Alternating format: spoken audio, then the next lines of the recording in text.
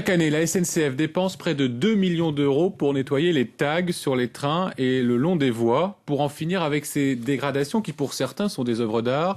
Il existe une brigade spécialisée, elle est installée à la gare du Nord et elle dispose désormais d'Octopus, un programme informatique qui permet de confondre les graffeurs. C'est le dossier de cette édition, il est signé ce soir Pierre-Yves Salic et Philippe Jarry.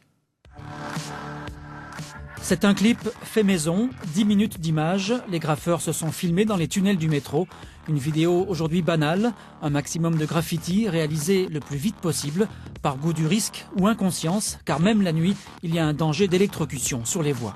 Il serait environ 2000 en région parisienne et une cinquantaine de gros producteurs qui se livrent à une sorte de compétition à distance. Quand on avance, on marque notre territoire, un peu comme des animaux. C'est un peu bête de dire ça, mais en vérité, c'est ça, quoi. Nous, on laisse notre trace. Et après, c'est clair qu'il y a des petits groupes de gens, de taggers dans Paris.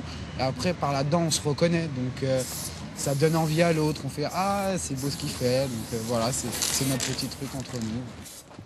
Face aux graffeurs, 3 policiers spécialisés à Paris, eux non plus n'ont pas intérêt à dévoiler leur identité. Ils connaissent parfaitement le langage du graphe et tentent d'identifier chacun des crews, les groupes de graffeurs.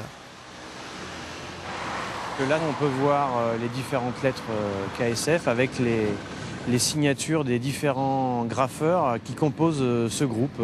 Rex, Tomek, Rue, Gorz. Et depuis quelques mois, à la gare du Nord, la cellule TAG de la police s'est armée d'un logiciel. C'est un moteur de recherche qui nous permet rapidement de savoir si c'est des signatures qui peuvent être associées à des individus. 240 fiches pour autant de procédures judiciaires. Les photos sont prises par la SNCF ou la RATP et la police décrypte ensuite la calligraphie. Donc là, on a le graphe Nour avec un N, un O, un U et un R. Son auteur est justement convoqué ce jour-là. Il est en garde à vue avec 2 autres jeunes pris en flagrant délit par la SNCF sur la petite ceinture. Donc vous taillez une petite heure à peu près. Ouais. Vous avez fait quoi vous? J'ai fait Nour. Un Nour, N-O-U-R. Le graffeur reconnaît vite les faits. De toute façon, sa signature est la même qu'en 2006 lors d'une précédente interpellation. Les photos sont déjà dans l'ordinateur. La signature, le péché d'orgueil des graffeurs. Ils y tiennent, c'est leur style, leur logo. Ils en tirent une certaine reconnaissance. Mais là, ils la recherchent à 15, 16, 17, 18 ans. Et après, une fois qu'ils ont mis le pied dedans, ils ne peuvent plus s'en sortir. Parce que ils sont accros, tous leurs copains sont graffeurs, donc à moins de se couper du milieu, c'est pas possible. Ils sont toujours tentés et donc ils font partie d'un petit groupe et puis voilà quoi.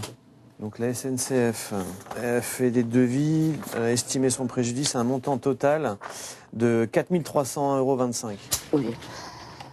Mais il y a tellement peu de passages de vos collègues sur la petite ceinture qu'on s'y sent en impunité. C'est pas pour autant que vous vous sentez en impunité là-bas, vous avez le droit d'y aller. 1 500 € d'amende chacun. La justice prononce très rarement des peines de prison. Pourtant, depuis 20 ans, le phénomène du graphe ne faiblit pas vraiment. En 2008, la SNCF estime à près d'1 800 000 € son budget lutte anti-graphe pour le seul Transilien. À la RATP, silence radio, sujet tabou. Quant aux graffeurs, piégés par leur propre signature, ils commencent à bomber différemment. En vrai, tant qu'on ne fait pas tout ce qui est ferroviaire, les trains et tout, on a du mal à nous rattraper.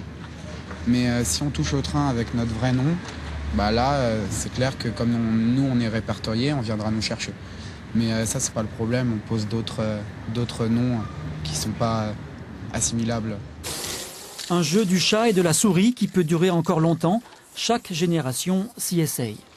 La police ne peut pas identifier tous les graphes et dans la plupart des cas, par méconnaissance de ce milieu, les plaintes déposées dans les commissariats sont classées sans suite.